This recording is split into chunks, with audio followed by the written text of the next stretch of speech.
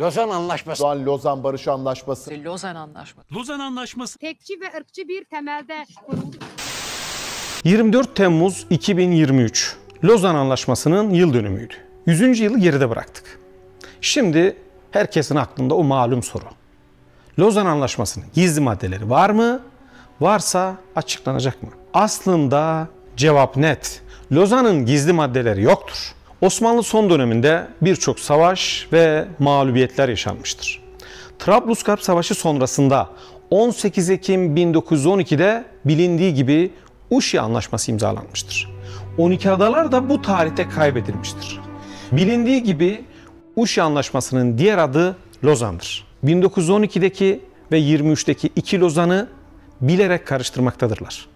Delinin biri kuyuya taş atıyor, 40 akıllı çıkaramıyor. Durum adeta budur. Lozan meselesinde birçok şey kasıtlı yapılmaktadır.